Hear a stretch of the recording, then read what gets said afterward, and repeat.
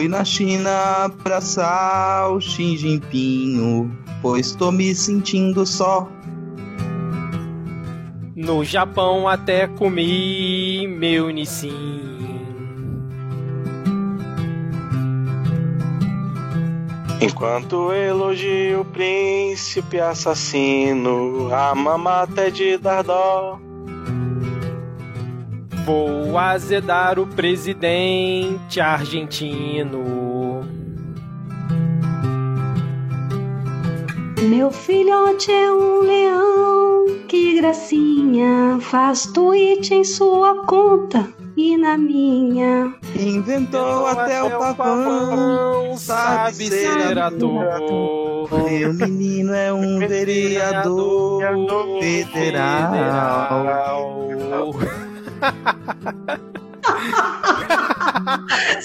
Maravilha!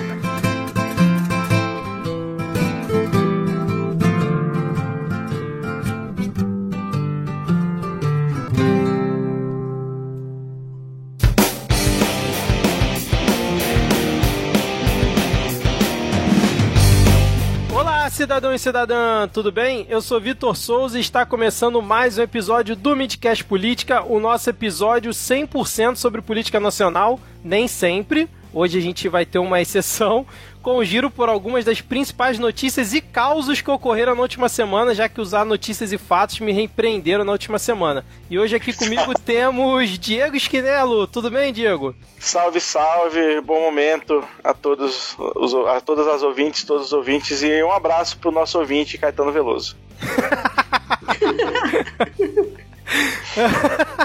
Exatamente. Bom, seguindo aqui a apresentação de hoje, temos o sempre animado Rodrigo Hipólito. Tudo bem, Rodrigo?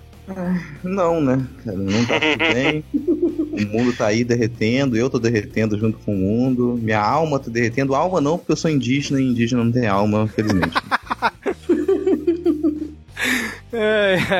E completando aqui o nosso quarteto de hoje, temos a honra aqui de receber ela que é feminista, comunista, militante da convergência social, diretamente do Chile. Estamos falando dela, Sabrina Aquino. Por favor, Sabrina, apresente-se para os nossos 10 ouvintes. Olá, oi Brasil, oi galera, um prazer estar aqui com vocês. Eu queria muito fazer esse podcast porque a galera é muito divertida e vamos ver o que vai sair aqui hoje. Eu tô muito ansiosa. Obrigada pelo convite. Espero que você não se arrependa até o final da gravação. Ai, a ilusão. Sabrina, primeiramente sim, muito obrigado aqui por você ter aceitado nosso convite, meio em cima da hora, muito obrigado mesmo, e a sua presença aqui vai ser importantíssima para a gente debater temas importantes aqui da nossa querida América Latina. Mas antes, como já é de praxe, vamos deixar aqui todos alinhados na mesma timeline e datar o programa informando que estamos gravando diretamente do dia 29 de outubro de 2019. Hoje vamos ter os blocos já tradicionais desse nosso formato com atualização. Acho que na atualização vai ter uma diferença aqui, mas vamos ter o bloco de polêmicas, piadas e tretas. Depois o bloco Pega Fogo Cabaré, talvez os momentos Carluxo e Panunzi, e por último a parte que todo mundo acha chato, que também vai ter uma pequena modificação hoje, mas vamos aqui para o nosso momento Vira Casacas, mandando os alôs, salves e beijos para os nossos queridos ouvintes. Eu vou começar pelo Diego Valenci, ou Valenzi, espero que esteja falando certo, porque ele falou que ele ouve o Midcast e a filha dele, Bia, também ouve, cara. Eu achei isso fantástico, achei maravilhoso. Um abraço aí pro nosso ouvinte Diego, um beijo aqui para a nossa ouvinte Priscila Aires, que tá sempre por aqui. Um salve leonino pro Jorge Alfradique, né? Já fazendo a referência ao que vamos falar no nosso primeiro bloco, e também um salve para o nosso ouvinte Jonas Marley. Diego, mais quem tem por aí? Temos aqui um salve todo especial para ela que tem piedade de nós, ela que não é o Espírito Santo, mas tem piedade de nós, a moça de Pindorama. que foi praticamente a única pessoa que votou para que nós tivéssemos férias na enquete que o Vitor resolveu fazer contra a nossa vontade, inclusive. E aí um abraço também pro já tradicionalíssimo André Escobar do Treta Talks, que mandou um salve pra gente. Então salve Vitor, salve Sabrina, salve Rodrigo. E elogiou o nosso trabalho. Inclusive estava rolando uma discussão ainda agora no Twitter se podcast é trabalho ou não. Fica aí, responda você aí, ouvinte, nos comentários se podcast é trabalho ou não. E um abraço também pro Rui Bittencourt, que cansou de ser professor e voltou a ser aluno. Maravilha. Essa treta aí do podcast é trabalho eu não acompanhei não, cara. Depois eu vou procurar aqui. Beleza. Sabrina, você pode ler aí pra gente, por favor, os próximos dois nomes da nossa lista? Um abraço grande pra Val, tá tudo bem? Val, tá tudo bem. Desculpa. Val, desculpa. É muito divertido o seu nickname. Val, tá tudo bem? E pra sua cachorrinha, Clotilde, que ficou com medo da chuva de granizo que rolou essa semana. Um abraço pra todos nós. E pro Flávio Migliano, um abraço também para você aí, camarada. Maravilha, Sabrina, muito obrigado. Rodrigo, fecha a lista aí pra gente, por favor. Para fechar aqui o nosso momento de abraços, salves e beijos, o nosso querido ex-estagiário, Denis Almeida, ele pediu um salve para os seus pets, para os seus gatinhos, Pandora, Artemis Maria e os gêmeos Cake e Nut, que estão sempre grudadinhos, Salem, Quero e Valente. Valente, que você já consegue imaginar que tipo de gato é o Valente com aquela pelagem ruiva. Então um salve e um aperto em todos esses bichinhos fofinhos. Um salve também, um abraço coletivo agora. Então todo mundo fazendo a posição de abraço, aquele abraço fantasma que a pessoa não vê, mas sente, pro Adrian Lemos. E aqui para fechar, um grande amigo meu, que é o Rafael Vasconcelos Leite, também conhecido como Abel, que ele pediu lambeijos para a sua cadela, a Tesla. A Tesla que é o demônio mais bonito de Vila Velha. Caraca! Maravilhoso. Sintam-se todos beijados e abraçados. Exatamente. Só para situar o ouvinte que não acompanhou a enquete que o Diego citou lá no Twitter, né, lá no nosso perfil @podcastmid, eu fiz a seguinte pergunta lá, né? Você acha que o Midcast Política deve tirar férias junto com o recesso parlamentar do Congresso? A enquete teve 76 votos, foi até surpreendente porque eu postei essa enquete 6h30 da manhã de um sábado. E aí 72% das pessoas votaram não e 28% votaram sim. Então, só para deixar aqui registrado, caso alguém não tenha acompanhado aí, não pegou a referência do Diego. Mais para frente a gente vai anunciar a questão das férias e tudo mais. Por enquanto, seguimos aqui. Então, deixa eu falar rapidinho do PicPay. Se você curte o Midcast e quer nos ajudar a pagar a hospedagem aqui do podcast, incentivar o nosso trabalho de produção, você pode colaborar mensalmente com R$2 lá pelo PicPay. É só baixar o aplicativo na Apple Store ou na Play Store, procura lá por Midcast, assina o nosso plano, ou então pela URL picpay.me/midcast, beleza? Rodrigo, além de poder ajudar o Midcast aqui, com R$2 por mês, o que mais os ouvintes podem fazer? Com R$2, Vitor, a pessoa pode comprar um pacote pequeno de Zé Coxinha ao lado do bar Buana da Rua da Lama. Caraca! Foi bem, assim, regional essa, hein, cara? Bem regional. Zé Coxinha é um estabelecimento daqui que vende pequenos salgadinhos recheados com nada. Vamos botar na descrição do episódio. Esses são muito bons. Exatamente. Vamos botar na descrição do episódio a localização no Google Maps desse local, cara. Porque se tiver algum ouvinte aí em Vitória que queira ir lá, né? É uma dica, né? Se Zé Coxinha quiser patrocinar a gente também, a gente aceita. Boa. Fazendo publicidade. Se quiser patrocinar em formato de coxinhas ainda, melhor ainda. Exato.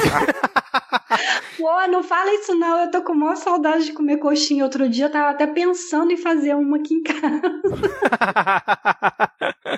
Aí, pros milhares de seguidores da Sabrina, se quiserem mandar algum mimo pra ela, ela aceita recebidos em formato de coxinha. Eu aceito. Boa, hein? Maravilhoso. Vou criar uma caixa postal aqui agora para receber. Mandem coxinhas pra Sabrina, gente. Por favor. Quem não quiser mandar coxinha pode mandar máscara de gás também, né? Eu acho que vai ser mais útil. E nada de miséria de meio rosto, não. Tem que ser aquela de rosto inteiro. Por favor, claro, para proteger os olhos e a cara toda, sim. Então, ouvintes, mandem um kit aí com máscara e coxinhas pra Sabrina, para poder dar uma aliviada lá pra ela, já que a galera nas manifestações não está aliviando. Então, não, eu serei eternamente grata. Exato. Então agora vamos, Diego, para a lista atualizada das hienas comunistas / Momento Carluxo. Vamos lá.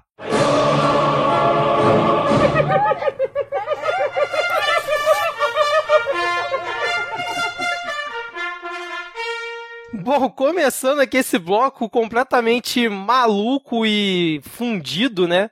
Não confundam, o nome é fundido, tá, gente? Que é a lista atualizada de comunistas que a gente tem semanalmente, mas essa semana a gente não poderia deixar de fazer a lista das hienas comunistas depois que a conta oficial do presidente, que grande chance não ter sido ele, né? Já que ele tá viajando lá para encontrar com só galera boa, né? Na Ásia e tudo mais, provavelmente o Carluxo tuitou um vídeo onde um leão, né, um leão já meio cansado, meio idoso, né, era cercado ali por hienas. Desmotivado, sem vontade de cantar uma bela canção. Exatamente, que é baseado num vídeo original da BBC, talvez a gente deixe o link aqui na descrição. Nessa montagem, o leão tá cercado ali por hienas, né, e cada hiena, a pessoa, né, que fez o vídeo colocou um logo, colocou uma identificação para cada uma das hienas. E aí o Diego, eu sei que ele gostou bastante desse vídeo, que inclusive passou hoje no Jornal Nacional, cara. Que ponto chegamos, né? Sério? Sério, passou no Jornal Nacional o vídeo hoje, cara.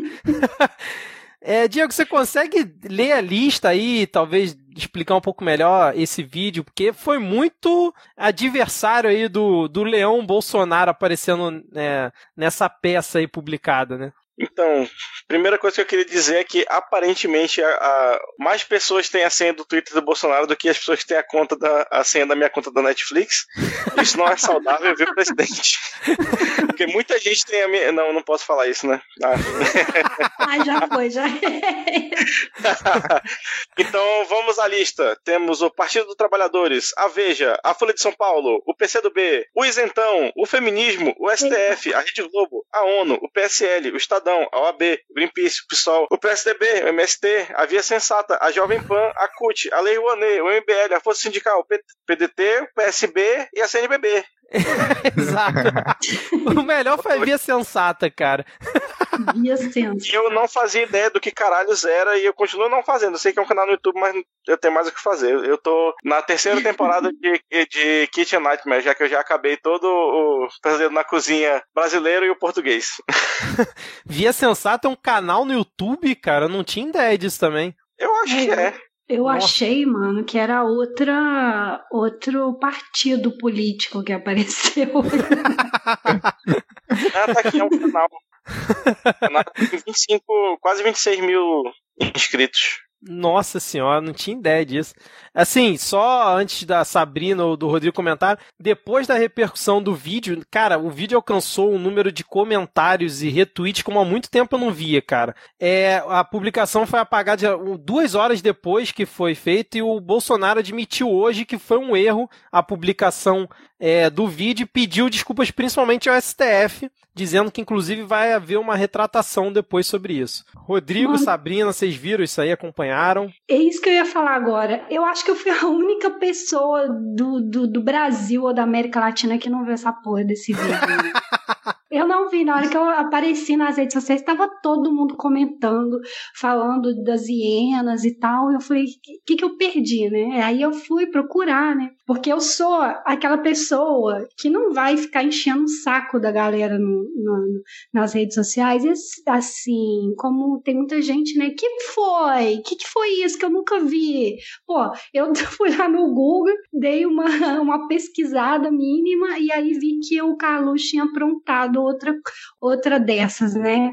Agora, vamos falar a verdade. Que esculhambação, mano. Que esculhambação. A conta oficial do presidente da República é Golden Shower, é a teoria da conspiração mais maluca que você puder imaginar. E agora, filminho de Rei Leão adaptado ao cenário com os possíveis adversários do Papi, né?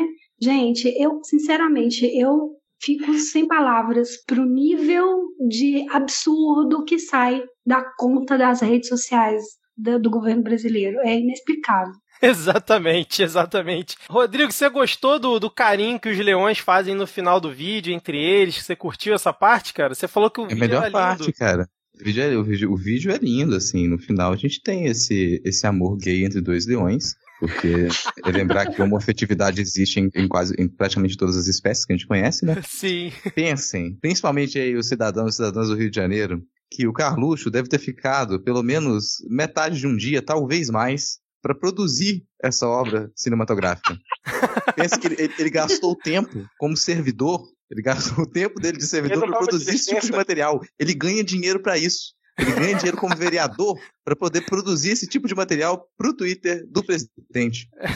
Então, a licença que ele tira a licença da Câmara de Vereadores do Rio para fazer isso. Sempre bom lembrar. Então ele tá ganhando dinheiro para fazer esse tipo de besteira. É absurdo. A bem da verdade, o tempo que ele gasta fazendo isso e não gasta na Câmara do Rio, eu acho que é um benefício para os cidadãos do Rio. Os demais vereadores e vereadoras agradecem, né? Não, mas espera aí, a gente também... Calma aí, Rodrigo, não pode afirmar que foi ele que fez, cara. Ele pode ter mandado fazer e tal, mas ele fez, eu acho muito sofiscado pra ele ter feito isso, cara. Não tem um código próximo negócio, pô. Exato. Mas tem muito aplicativo, né, gente? Tem muito aplicativo que faz essas paradas na internet. Não, mas o íconezinho mexendo na cabeça da hiena dá um trabalho chato de fazer. Eu não vi o vídeo original, então eu tô palpitando aqui. A questão é que eu vi uns comentários assim nas redes sociais, né? Porque eu estava pesquisando para saber o que estava ocorrendo. E aí eu li um amigo que comentou, fez toda uma análise assim. Fez a análise do vídeo? Fez a análise olha só. Fiz uma análise assim, que representa as pessoas, os inimigos, né, de um leão mais velho, né, assim, um leão que já estava assim cansado, velho, e era atacado, né, as hienas representam os inimigos, né, e aí chega um outro mais jovem, assim, combatente, forte, e defende esse leão mais velho, e aí socorre ele daquela armadilha, né, que ele quase vira uma presa. Exato. E aí eles vão para um lugar mais seguro, e o leão jovem acaricia o leão mais velho. Ele fez essa análise como uma metáfora do filho, né, que procura defender o pai, né, que seria, no caso, o leão velho é o Bolsonaro e os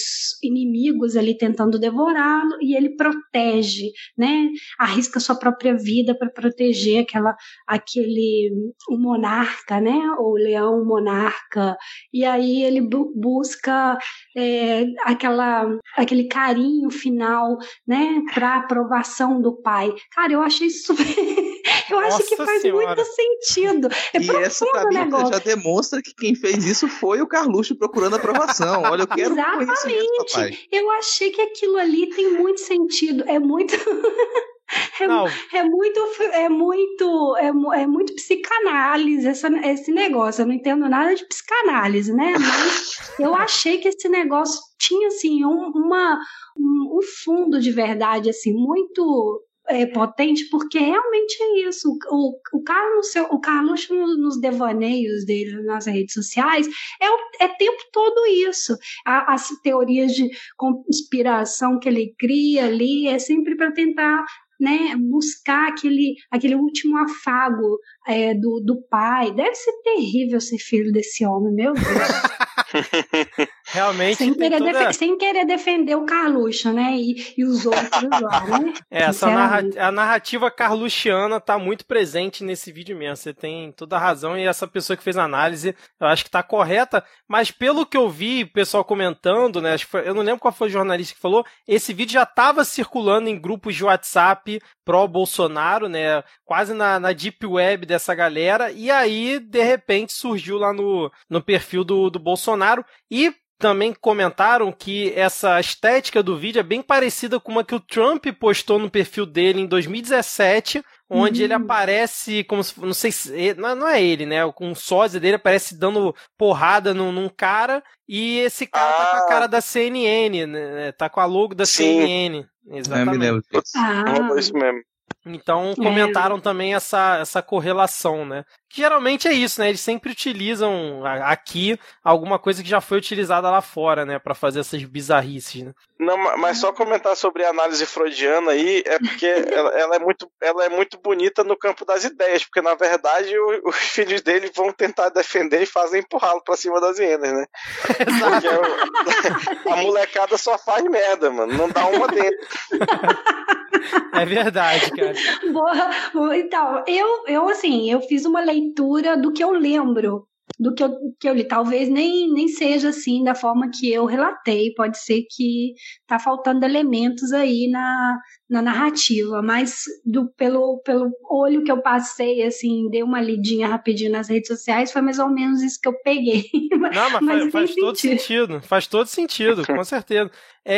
Antes da gente fechar aqui, eu só queria comentar que muitas pessoas falaram que essa foi mais uma daquelas cortinas de fumaça que geralmente eles costumam soltar e tal, para, por exemplo, evitar o debate do que está sendo votado no Congresso da Previdência dos Militares e outros temas. Cara, eu já parei de acreditar nisso. Para mim é só maluquice e esses discursos que eles realmente acreditam, que ficam soltando esse tipo de coisa. Não tem mais esse negócio de cortina de fumaça, até porque essas coisas de previdência dos militares vai passar independente dele postar isso ou não, por mais que fique pautando a imprensa e as redes sociais. É porque ele realmente acredita nessa narrativa maluca. Eu já parei de acreditar nessa coisa de cortina de fumaça quando posta esse tipo de conteúdo. Não sei vocês, né? Eu acho que tem um pouco de tudo. Eu acho que tem a galera que é maluca de pedra mesmo, no campo deles, né? O próprio Carluxo é um cara que, sem querer ser psicofóbica, mas o cara não tá muito bem equilibrado, né? Ele tem seus desencontros, assim, mas eu acho que tem a galera que pensa a política que está por trás deles, sabe? Eles defendem uma linha política. Eu acho que não é também muito inteligente da nossa parte, que, né, procura fazer oposição no campo da política deles, é pensar que eles são trapalhões e eles não sabem o que fazem, eles estão ali batendo cabeça. Eu acho que tem um núcleo por trás deles que pensa muito bem e utiliza esse alopramento, assim por dizer, para conseguir as coisas, sabe? Porque eles são realmente perigosos, eles são muito perigosos. O campo que eles defendem é fascismo duro, sabe? E então, eu abri as redes sociais agora há pouco, eu dei de cara com um vídeo do Jornal Nacional falando que o assassino da Marielle, depois de ter feito, da Marielle e do Anderson Gomes, depois de ter cometido, né, o assassinato. Peraí. Breaking News, quebrando notícias aqui agora. Você acabou de sair na gravação. Aproveita, deixa pra já passar a notícia pro ouvinte, né? Quem tá ouvindo agora, a gente acabou de saber isso no jornal, isso que você começou a narrar. É bom a gente entender direito que caso é esse. Exatamente. Desculpa. E agora quebrando notícias no Midcast Política.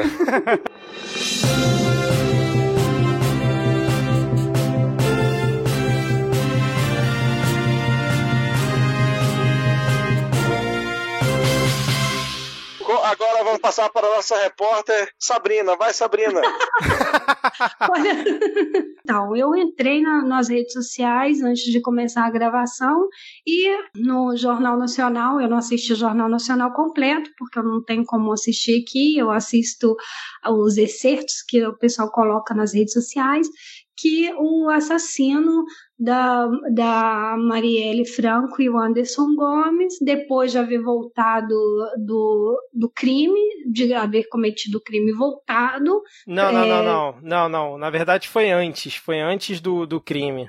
Ah, ok. Não, eles saíram, antes de cometer o crime, eles saíram do condomínio, é isso? Isso, o que o Jornal Nacional, sem querer te cortar, mas o jornal, eu assisti a reportagem, né, e vai ter link na descrição. O que acontece? O Jornal Nacional apurou que o suspeito da morte da Marielle, que dirigiu o carro, que é o Elcio de Queiroz, que é o suspeito de matar o Rony Lessa, e quem dirigia era o Elcio. Parece que ele foi no condomínio do Bolsonaro antes do crime, no mesmo dia, e na portaria ele alegou que ia para casa 57, que era justamente 57 ou 54? 58. 58. Isso, que era justamente que era justamente a casa do Bolsonaro. E aí parece que o porteiro, quando ligou para casa, interfonou, disse ter falado com o senhor Jair. Ele ficou monitorando a entrada do Elcio e parece que ele foi para casa 66, que era do Rony Lessa, e não para do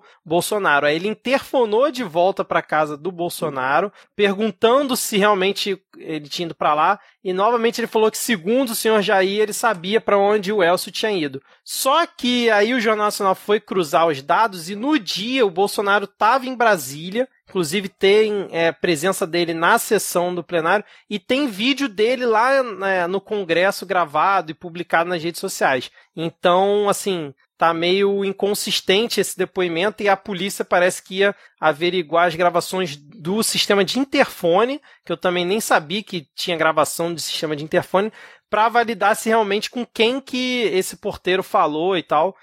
Mas ainda tá meio nebulosa essa história, mas é bem complicada. Cara, ele tem que dar explicações. Né? Exato. Com certeza, ele tem que dar explicações disso. É a gente ter claro se a população está consciente ou não, se a população está despertando agora no Brasil e está, de fato, deixando de ter dado, né, um voto de confiança, entre aspas, por o nosso presidente da República. Eu acho que o imprescindível é que a esquerda tenha consciência de que existe uma linha política, que é o neoliberalismo, é aprofundar o neoliberalismo no Brasil, apesar de que eles sejam assim tão trapalhões e postem coisas absurdas, né, e que deixa os líderes mundiais, né, com todo o protocolo que eles têm, enfim, né, de se pronunciar e de conversar e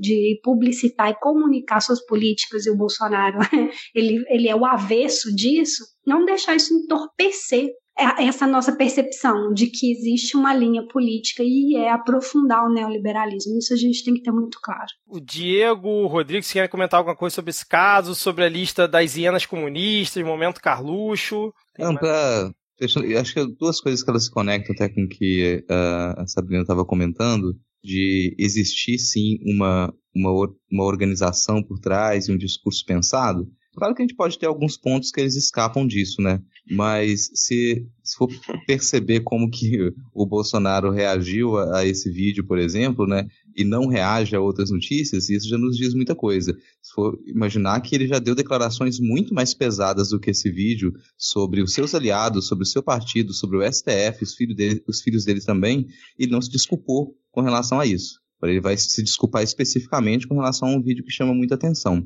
E em outros casos mais graves e casos mais sérios, como a proximidade dele com os milicianos envolvidos no assassinato da Marielle, ele não dá declaração. Com relação a isso, ele não se pronuncia, nem positiva nem negativamente. Então, escolher sobre o que se pronunciar e sobre o que não se pronunciar indica a existência de um discurso muito bem arquitetado por parte dos governistas. Só um mini quebrando notícias, Rodrigo. Ele acabou de se pronunciar no Twitter, postando uma foto, montagem do logo da Globo, como se tivesse esgoto saindo pelo logo, escrito assim, canalhas. Então a gente já imagina quem que publicou isso, né? Conduz a canalhas. Que não é um pronunciamento propriamente, né? Exato. Não, parece que ele já fez uma live chamando de matéria porca da Globo, que foi publicado hoje. Eu não assisti ainda respondeu respondidão mesmo. Parece que ele tá declarando a guerra aí, a galera. Pelo que inclusive a Sávia publicou, a Sávia que participou no último programa com a gente, ela comentou já aqui, ela falou assim, a live do presidente mostrou exasperação desproporcional a quem pretende defender-se de acusações que julga serem injustas. Ao invés de refutar os pontos elencados no envolvimento de seu nome, ele atacou o mensageiro à Globo. Já imagina o nível que foi. Claro, deve estar desesperado, né? Mas é aquela também. Eu prefiro sempre tentar pensar, não fazer fazendo o advogado diabo, mas para quem ele está se comunicando. Eu não acho que o Bolsonaro seja um grande estrategista político, longe disso, mas ele conhece muito bem seu eleitorado, ele conhece muito bem as pessoas para quem ele está comunicando.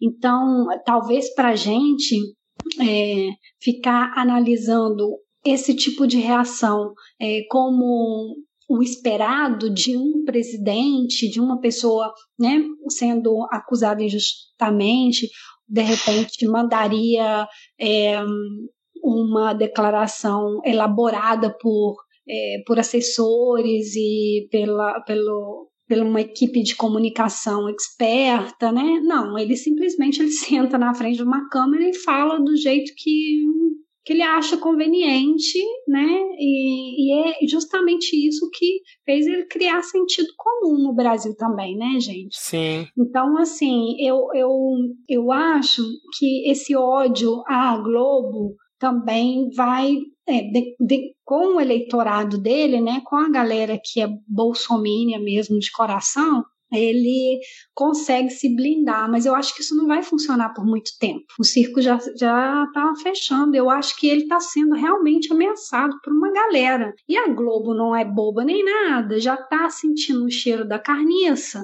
né?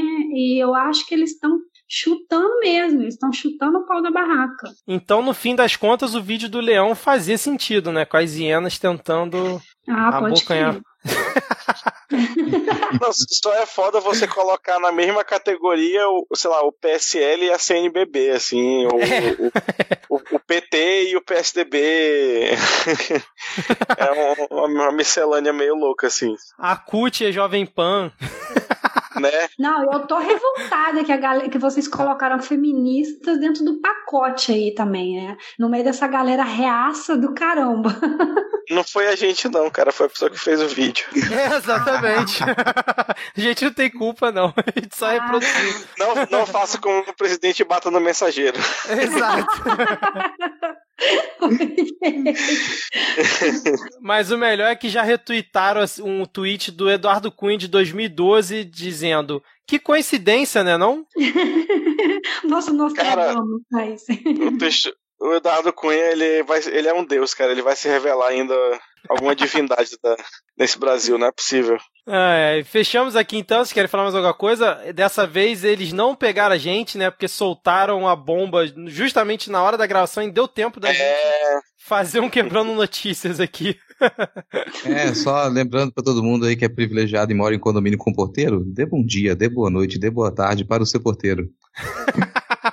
Exatamente. E assim, não adianta fazer yoga e não dar bom dia pro porteiro. E assim, se o seu condomínio grava as chamadas de interfone, é porque ele teve motivo pra isso. Então talvez você queira considerar mudar de condomínio. Não, e o pior, parece que o Bolsonaro na live acusou o Witzel de vazar as informações da investigação, cara. Olha, o negócio tá ficando bom, hein? Pena que a gente não conseguiu assistir a live, né? Que tá aqui gravando. Eu tô acompanhando aqui o pessoal liberando aqui. Ah, que pena. Não, cara. A gente tá perdendo a treta. Falando em treta, sabe pra onde a gente vai agora? Polêmicas, piadas e tretas. Bom, deixa eu começar aqui esse bloco de polêmicas, piadas e tretas, porque eu quero falar muito aqui, não sei se vocês acompanharam, do meu querido prefeito, bispo e agora Black Bloc, Marcelo Crivella, porque ele de forma unilateral decidiu retomar o pedágio na linha amarela e chegou com a Conlurb, que é a empresa de limpeza e que faz recolhimento de lixo aqui no Rio, né? Chegou quebrando tudo, com escavadeira, com o pessoal quebrando vidro, quebrando cancela, detonou o pedágio inteiro, né? Um pedágio que ele já vem brigando há um bom tempo, ele já fez outras ações lá, mas nenhuma de quebrar, ele já fez liberar o pedágio, o pessoal passou sem pagar, e depois a Lanza vai lá e recupera na justiça, e dessa vez não foi diferente, a diferença é que ele encarnou o Black Bloc, como essa própria galera gosta de ficar chamando de vândalo, né? O vândalo da vez foi justamente o Crivella, que apesar de ter quebrado um símbolo que muitos cariocas gostariam de quebrar também, que é esse pedágio abusivo da linha amarela, tava na cara que a justiça ia dar ganho lá pra Lanza, e para cada dia, no momento da nossa gravação, para cada dia que o pedágio ficar fechado, a prefeitura vai ter que pagar uma multa de R$100 mil por conta do prejuízo que causou para a Lanza, já que a Lanza vai ficar impedida de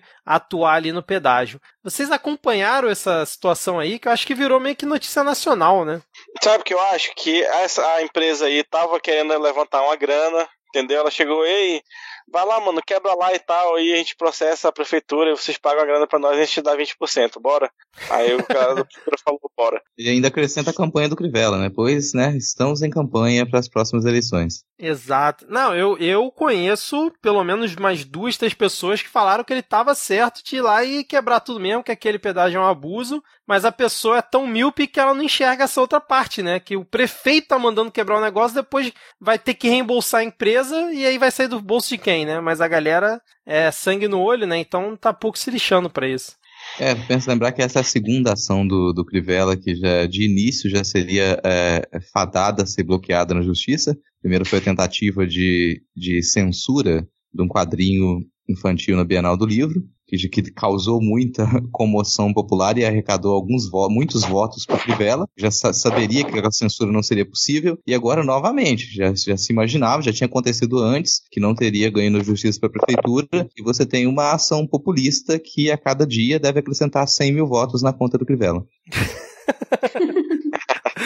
Bom, é isso. Mais algum comentário sobre o meu prefeito Black Bloc? Ou a gente pode seguir? Sabrina, só que os Black Blocs se sentem ofendidos. É isso que eu ia falar. Eu acho uma falta de respeito esse tipo de associação. Mas... é só pra ficar fácil o entendimento. Ok. Não, eu não tenho nada a acrescentar, não, porque essa treta aí eu perdi, infelizmente, com essa mega treta que eu tenho aqui. Exato. No país onde eu escolhi viver, eu tô perdendo muitas tretas na internet. Mas tem uma coisa aqui que certamente aqui você vai ter ouvido falar dessa verdade, essa grande verdade que foi exposta recentemente, que é a verdade de que as Farc estão com um plano para assassinar Bolsonaro. Eu juro que eu também perdi essa. Você perdeu essa? Perdi. Eu tô perdendo todas, eu tô falando contigo, eu tô por fora. Tem milhões de pessoas nas ruas, na frente da casa dela todo dia, vocês estão querendo que ela fique ligando pra porra de perspectiva, gente, perspectiva. Rodrigo, explica então rapidinho pra quem por acaso não acompanhou assim como a Sabrina, só pra ficar inteirada de mais essa maluquice. Não, uma deputada do PSL, a nossa querida Bia Kicis, ela publicou um vídeo em suas redes sociais que apresentava uma ameaça das Farc ao presidente Bolsonaro. E logo depois ela foi informada de que aquele era um vídeo fake. Mas é aquela velha história, né? Não sei se é verdade, pelo sim, pelo não, vou compartilhar.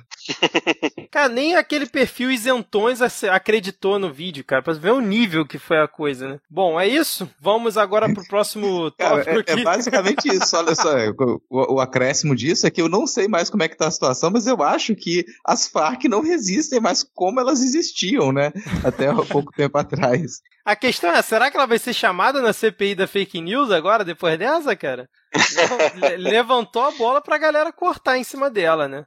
Se a CPI das fake news avançar realmente na CPMI da fake news, que já teve 60% do seu tempo cortado. Então a gente já não vai ter uma série de debates e uma série de parlamentares que poderiam participar não vão participar por falta de tempo. Ei, mais um quebrando notícias aqui. Acabou de sair no Congresso em Foco que o Bebiano vai para o PSDB. Eita! Essa é importante, hein? Levar todos os podrezinhos, né? Todas as informações. Daqui a pouco o PSDB vai aceitar até a Tabata.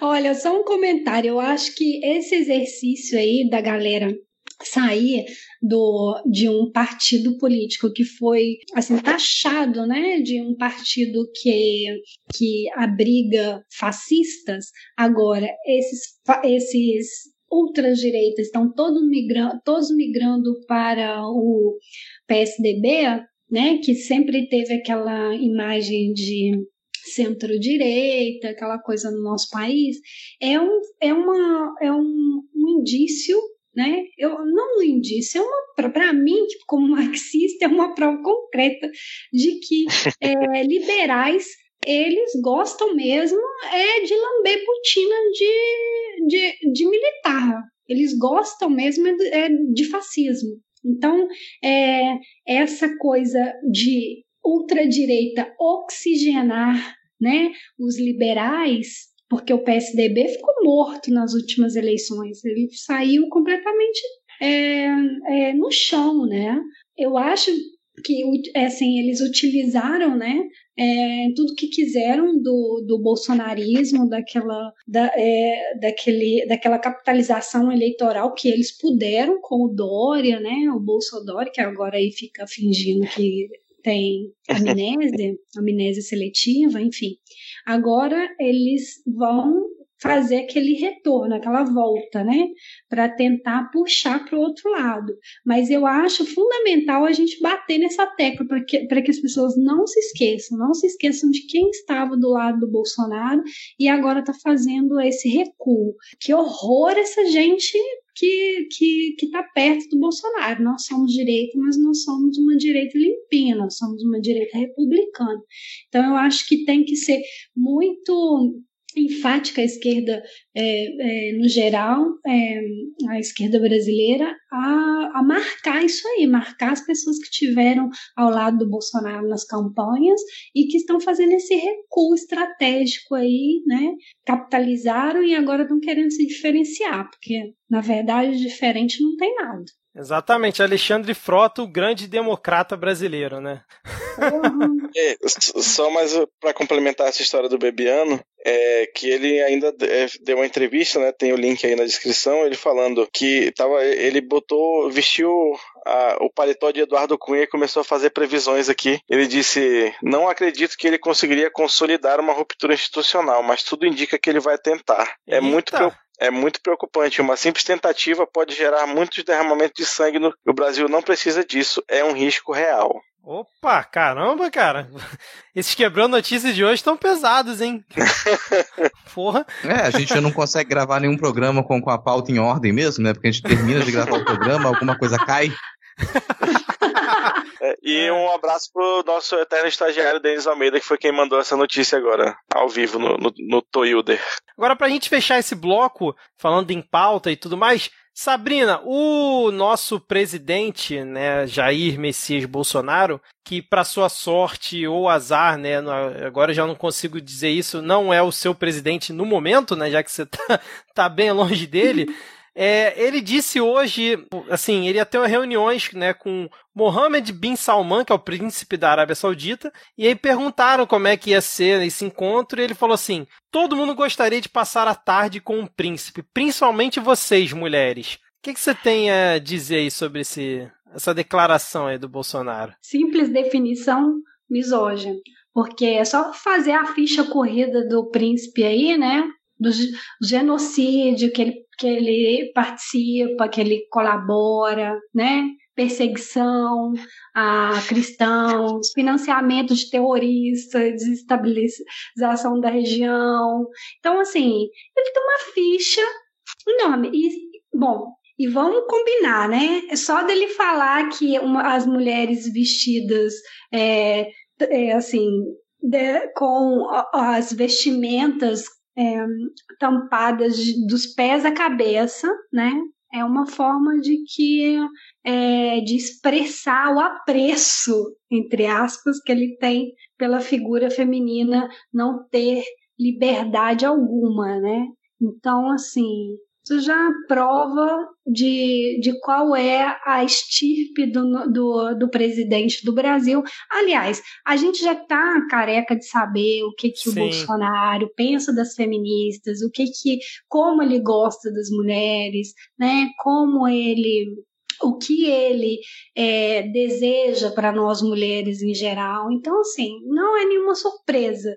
Mas ele é debochado, né? É um tipo de deboche nojento, asqueroso, é bem, bem nojento mesmo. Eu, sinceramente, me abstenho de comentar essas coisas, porque eu acho que é cair no jogo dele, da gente ficar o tempo todo comunicação. Eu não sou da área da comunicação, mas a minha impressão, a minha percepção é que ele força a gente a ficar o tempo todo girando em torno das coisas que ele comenta, das atitudes dele, sabe? É um bombardeio horroroso. Diário, né? Diário, porque ele tem os 4 filhos aí metidos nas redes sociais, deixando a gente, e dentro também da máquina estatal, deixando a gente, assim, completamente atordoado com os absurdos. Então, eu acho que, não digo como erro, porque eu acho que tem que dar cara, tem que responder, mas eu acho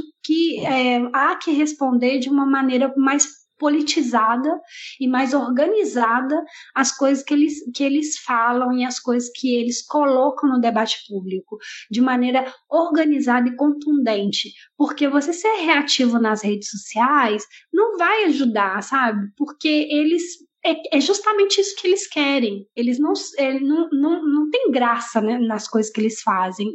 É crueldade pura e simples, né?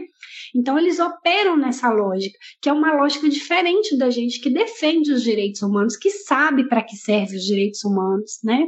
Agora, eu acho que eles operam dessa lógica, desde a crueldade, e faz para desbaratar. Então, a gente tem que responder isso de forma organizada, não reativa. Perfeito, perfeito. Excelente. Bom, acho que a gente pode fechar por aqui, né, esse blocão, né, tudo misturado. E agora a gente pode ir para onde, Diego? E pega fogo, cabaré!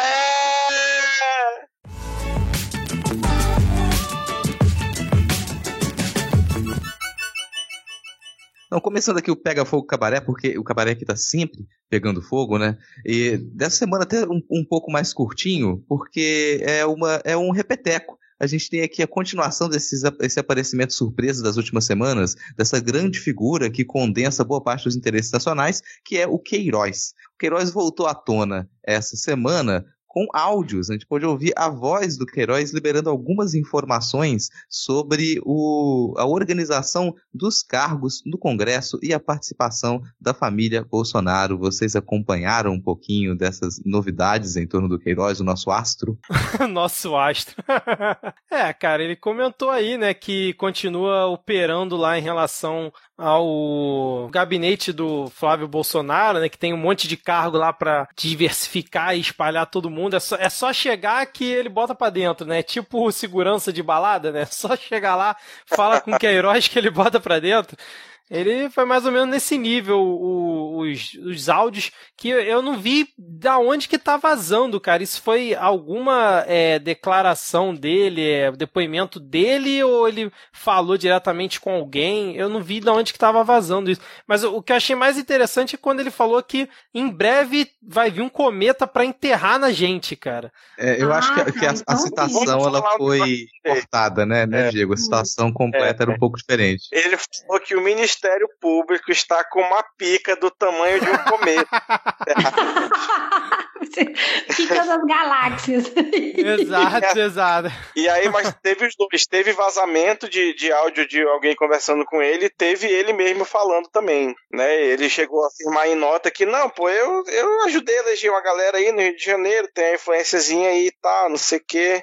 Mas eu ia comentar que essa figura do Queiroz, ela me interessa bastante. A gente até comentou aqui que duas figuras que elas parecem saber muito mais do que o governo gostaria que elas soubessem, é o Marcelo Álvaro Antônio, ministro do Turismo, e o Queiroz, né? Talvez eles sejam a mesma pessoa, considerando que um tem 3 prenomes e o outro é só um sobrenome. Eles se juntam, né? Como é que era aquela teoria do anão, ô Rodrigo? Que a gente comentou que o Marcelo Álvaro Antônio é o Marcelo Queiroz, Álvaro Queiroz e Antônio Queiroz, e que eles, na verdade, são 3 gnomos que eles se juntam um em cima do outro para formar. Eu falei anão, mas é gnomo, Caralho, mano, eu sinceramente, eu escuto essas paradas, eu vejo daqui e rio às vezes, mas é muito desesperador. A gente ri pra não chorar, é isso? Sim. O Midcast Política é basicamente isso, né? A gente tá sempre falando das coisas importantes e das maluquices que acontecem, mas a gente fica rindo aqui justamente pra dar uma aliviada, porque senão fica difícil, cara. Eu acho que nós estamos a 0 dias sem mamata e o nosso recorde é de 0 dias. Exatamente, cara. Bom, é isso? Tem mais alguma coisa aí pra você comentar? O cabaré tá pegando fogo há tanto tempo que a gente já não se sensibiliza com algumas coisas, o que é um risco no fim das contas, né? A gente tem comentado aqui já alguns programas que o público, aparentemente, eu vou falar o público, eu já não vou falar só os eleitores, o público, ele fica na expectativa de que surja alguma bomba ainda maior e que possa reverter a situação. Embora as informações que elas têm surgido desde o início do governo Bolsonaro, elas já seriam suficientes para colocar esse governo na berlinda e não tem colocado. Então você continua a vazar informação, você continua a vazar áudios mostrando como que esse governo funciona, mostrando como que as rachadinhas, os esquemas do baixo clero, eles foram levados para Brasília e já começam a ganhar uma proporção muito agigantada, que é o caso dos laranjas, por exemplo. A Vaza Jato já demonstrou como que a Operação Lava Jato ela foi uma fraude em escala, tem sido uma fraude em escala internacional, mas nada disso é suficiente para a gente encarar um pouco dessa realidade. A gente fica numa expectativa de que tenha novos vazamentos, numa expectativa de que tenha um áudio mais bombástico do que o outro, e o que vai ser, o que a gente espera, né? Essa pergunta que às vezes eu me faço. Que expectativa é essa que a gente criou de que tenha sempre uma novidade mais bombástica do que a outra e que no fim das contas não modifica grandemente a estrutura do governo atual? Os roteiristas prometem isso pra gente toda temporada, a gente fica esperando, né, cara? Não, enquanto isso as reformas vão passando, os projetos de lei sendo aprovados, ninguém pressiona, ninguém se manifesta. No máximo, hashtag no Twitter, né, cara? Isso. Então, pois é, mas é isso aí. É a falta de organização, é a falta de movimentos sociais terem, assim, criar um sentido comum, né, mais forte dentro desse tecido social, porque tem que criar, porque o tecido social que voltou pelo Bolsonaro e ele tá expectante, né, tanto para um lado, tanto para o outro, aquelas pessoas que, né, acreditaram, né, vamos colocar aqui que teve gente realmente de boa fé que acreditou e tal, né, e também movido por um ódio aí pelo PT, etc, eles estão expectantes que vai acontecer alguma coisa, mas que eles não precisem tomar atitude. Então é sempre aquilo, esperando um ente de fora, externo a ele mesmo, que vai resolver todos os problemas, tanto para um lado quanto para o outro. Eu falo da esquerda também, a esquerda brasileira tem muito disso,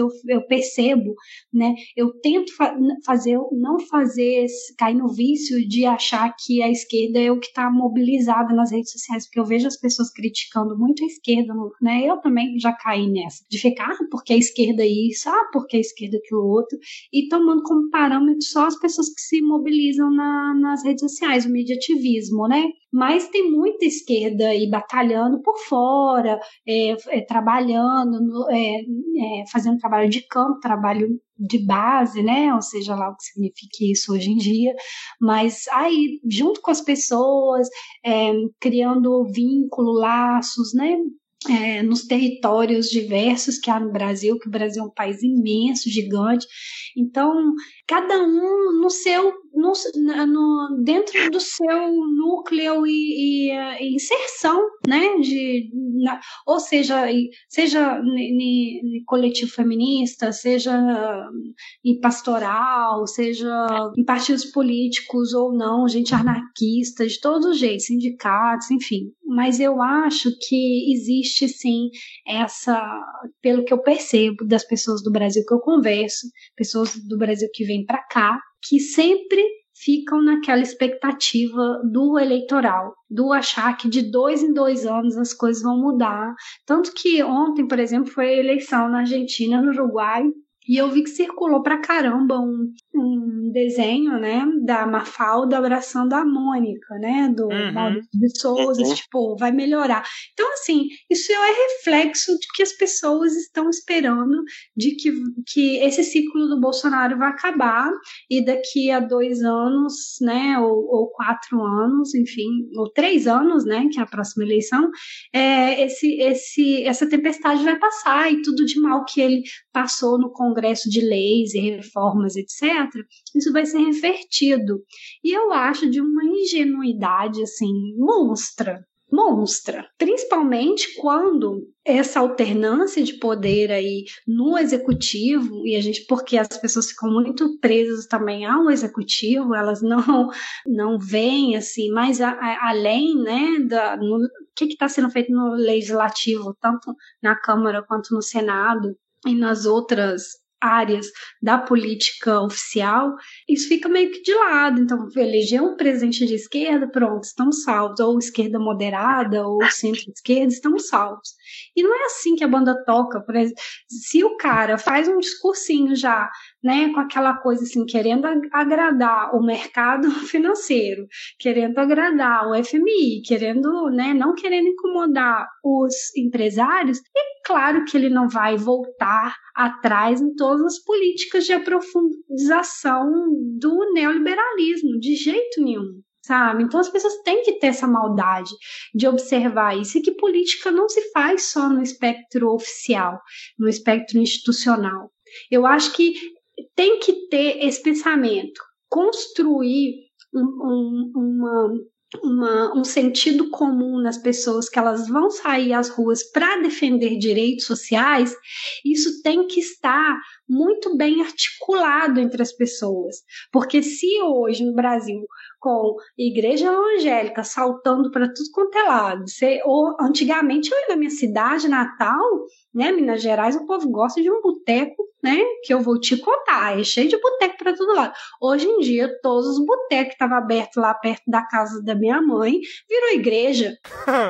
E tem gente. Então é isso que está construindo tecido social no Brasil, é isso que está construindo sentido comum no Brasil, e são ideias hegemônicas conservadoras, sabe? Então, o que eu vejo na esquerda fica muito, assim, das redes sociais e das pessoas, não estou falando, obviamente, dos movimentos sociais que têm inserção em comunidades, eu estou falando mais da esquerda hegemônica mesmo, que fica mais presa no discurso eleitoreiro, né? Ela está esperando um milagre. Ela está esperando um milagre acontecer e que as coisas vão voltar, né, a ser maravilhosas, né, no discurso. Enfim, nós estamos aí numa situação complicadíssima, e que, se as pessoas não compreenderem que elas têm que começar a conversar com os vizinhos, com o moço da venda, né, e tentar criar esse sentido comum com a comunidade,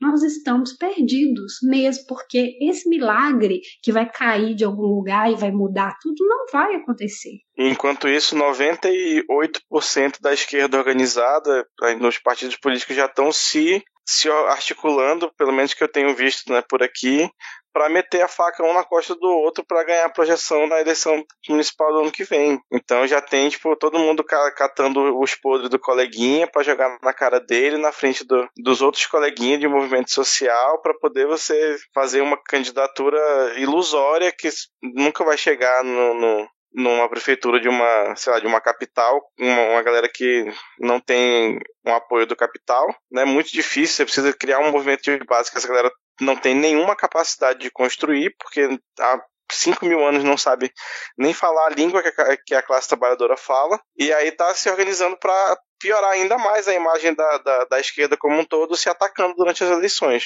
Esse foi o bloco Pega Fogo Cabaré mais produtivo, mais lucrativo que a gente já teve no programa. Verdade. Então vamos agora para o Momento Embaixapeiro.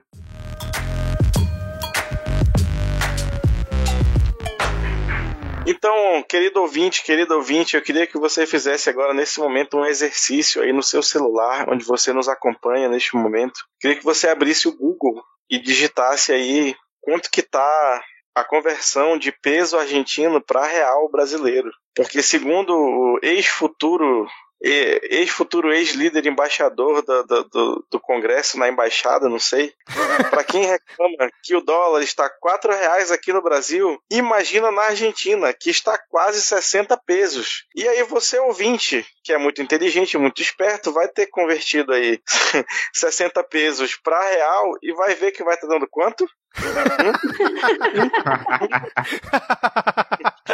Quem acertar, comenta aí no post que vai ganhar um abraço especial no próxima gravação.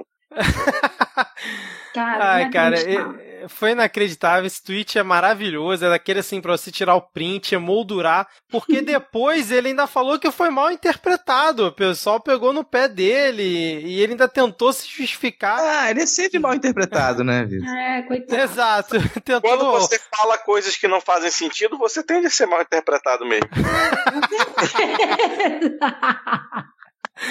Porque você está dando oportunidade para as pessoas pensarem o que elas quiserem, é ou não é? Exato. O que eu mais gostei foi o pessoal comparando, botando, então dá uma olhada aqui como é que é a conversão pro iene, por exemplo, botando outras moedas assim, cara. Até eu entrei nessa, eu botei aí a do peso chileno também, imagina, 725 pesos, $1, isso é um absurdo. Um absurdo. Exato, cara. Muito bom. Momento Embaixapeiro aqui, estreando no Midcast. Não vai ser um quadro fixo, tá, gente? Foi só especialmente hoje aqui, porque merecia. Foi um tweet histórico, eu diria, né? Rodrigo, quer comentar alguma coisa ou já foi? Não, já foi. Vamos passar pra frente. Até porque senão eu ia começar a perguntar sobre a dolarização da economia chilena. Isso aí fica pro bloco seguinte. Ok. Maravilha, então. Então vamos agora para o Momento Panúncio. Vamos lá.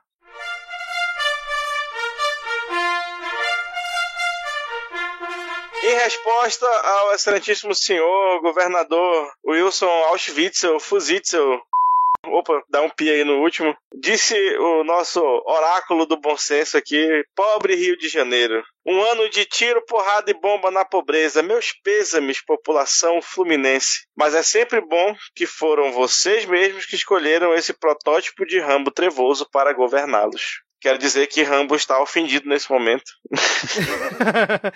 Exatamente, foi uma resposta em comemoração, né? Um tweet comemorativo do Witzel por ter sido eleito há um ano atrás como governador aqui do sofrido Rio de Janeiro, né? Bom, é isso, Momento Panunzio aqui registrado. Esse foi um Momento Panunzio bem calmo, né? Acho que ele estava meio relax essa semana. Então vamos agora finalmente para a parte que todo mundo acha chato, especial América Latina. Vamos lá.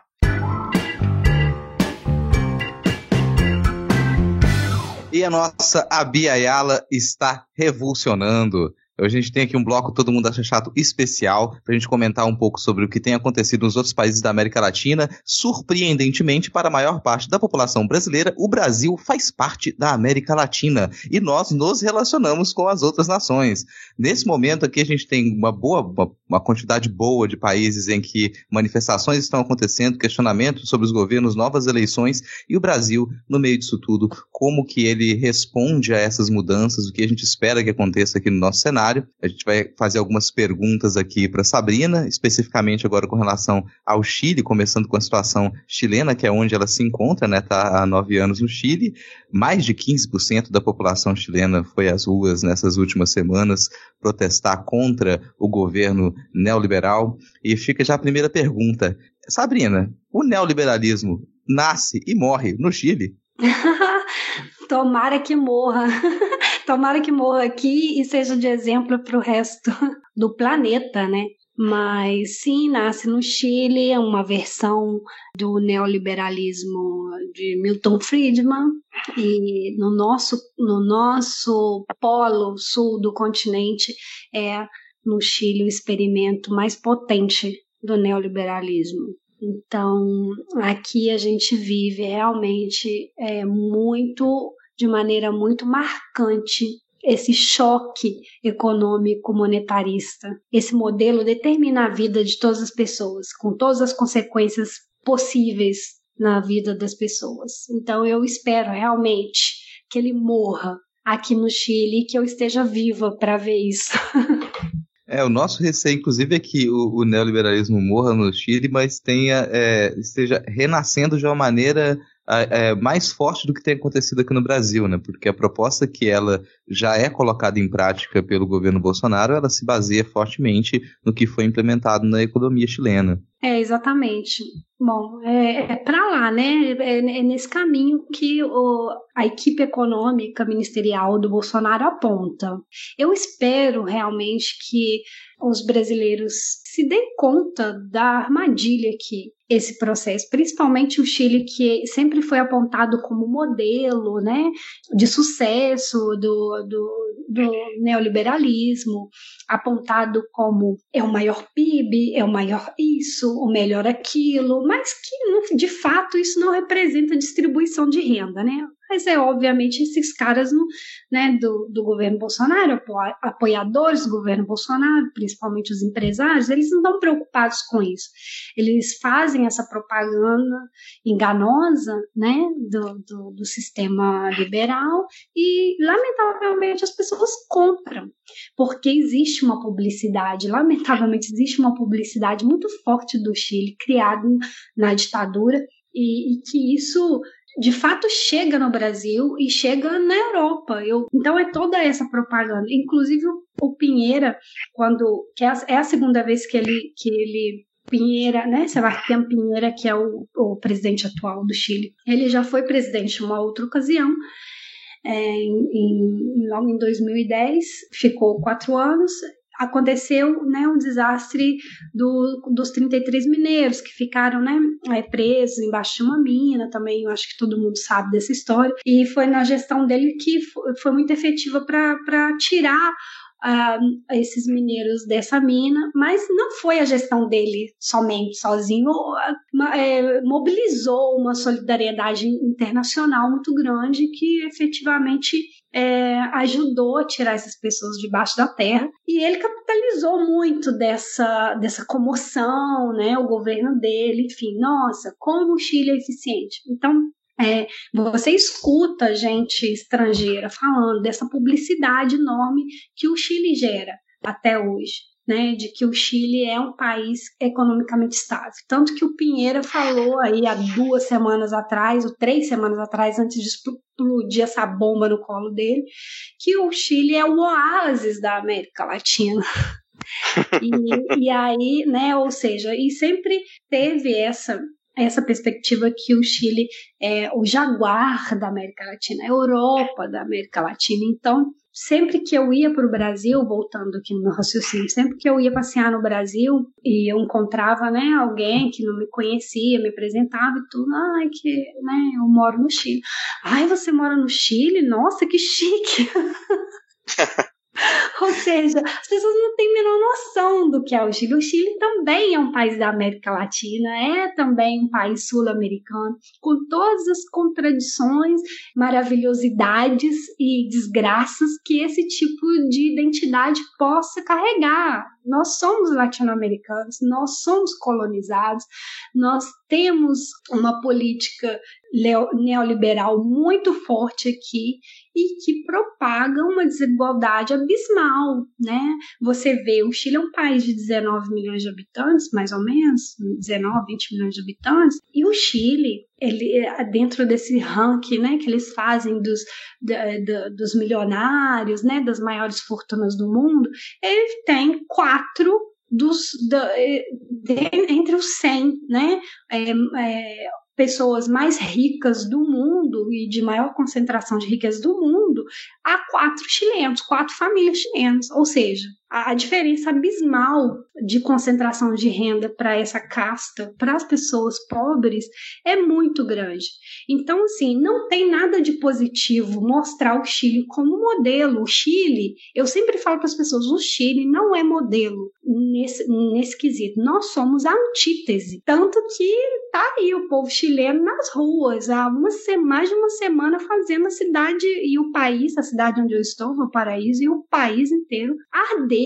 As razões para que essas manifestações tenham explodido dessa maneira são várias, a gente está tentando compreender aqui também. Uma das coisas que a gente tem pensado agora recentemente é que aqui no Brasil, a gente acabou de aprovar uma reforma da Previdência que ela foi inspirada no modelo chileno. Muita gente ficou tranquilo aqui porque a capitalização de imediato ela foi deixada de fora da reforma da Previdência, embora já haja uma perspectiva de que a capitalização ela entre em uma PEC paralela. E a gente não tem muita noção de como funciona esse sistema previdenciário, apesar de se falar muito, na prática pouca gente conhece o que foi o modelo chileno e quais foram as consequências para ele. Eu queria que você respondesse que modelo foi esse, o que ele causou, qual a relação desse sistema de capitalização com as revoltas que elas eclodem hoje. São fundamentais, né? Esse modelo do sistema de previdência social privatizado, né? Quando entrou o Pinochet, ele instaurou, né, o seu sistema de ministerial que trouxe um plano já desenhadinho, né, para o Chile, como é que ia funcionar. Também a ideia era expandir para a América Latina inteira, mas o projeto de experimento foi aplicado aqui. Então, essa equipe econômica que desenhou esse modelo inspirado na escola de Chicago, não? E quem aplicou esse modelo desenhado para os fundos de pensões chilenos é ninguém menos que o irmão do Pinheira, o José Pinheira. Esse sistema, né, nós chamamos aqui de AFPs, que são administradoras de fundos de pensão, que é um sistema de capitalização. Então, da mesma forma que operam as privadas dos bancos, né, que também já funcionam aí no Brasil, as pessoas conhecem. E o que elas fazem você compra um plano, né, porque são vários planos também, tem os mais simples até os gold, né, enfim, e você ativa um modelo e você vai pagando de acordo com o perfil e de acordo com o que você consegue aportar também, de acordo com o seu salário. E esses fundos de pensão, os donos dessas administradoras pegam esse dinheiro e aplicam na Bolsa de Valores. Então, depositando aquele dinheiro ali e você faz uma expectativa do final. Eu vou colocar, sei lá, eu vou juntar 150 milhões de pesos, assim, tô chutando. E aí eles fazem um cálculo em cima disso, de acordo com o plano do fundo que você paga, para ver quanto que você aposenta. O que aconteceu na época que ela foi planejada, né, que ela foi vendida como se fosse uma coisa maravilhosa, que todas as pessoas que adquirissem esse plano, elas da AFP, elas iam ficar ricas, né? Elas iam se aposentar e ficar de perna pro ar no Caribe, porque antes era um sistema tripartito, né? Que era parecido com o que a gente tem no Brasil. E aí, aqui é de responsabilidade única do indivíduo trabalhador, de pagar essa cotização, pagar essa administradora, e se você paga, bem, se você não paga, você tem que trabalhar o resto da sua vida. E há pessoas que pagam isso, sei lá, 20 anos, 25, 30 anos, e quando elas chegam no final, elas vão receber uma merreca, porque a AFP, ela tem uma série de problemas, né? Eu não sou especialista de econômica para poder relatar isso, mas é uma fraude com o trabalhador, porque o que beneficia mesmo são os especuladores da bolsa. Essas pessoas sim ficam ricas. Quando as pessoas se convenceram de que privatizar era o melhor, né, nesse período, e compraram essa ideia, enfim, não se podia reclamar muito, porque estava na ditadura do Pinochet, né? Só que, de certa forma, a gente não pode achar só que foi militares, também houve um apoio civil, empresarial muito forte. Então, foi aplicado esse modelo, e as pessoas hoje, que são netos dessas pessoas que vivenciaram esse processo, estão recebendo, filhos e netos, né? Chegou a conta. Agora chegou a conta, quando as pessoas vão aposentar, quando as pessoas vão fazer lá na ponta do lápis como é o custo de vida que só aumenta, a condição de vida que hoje em dia só vai precarizando cada vez mais, porque o meio ambiente está sendo atacado.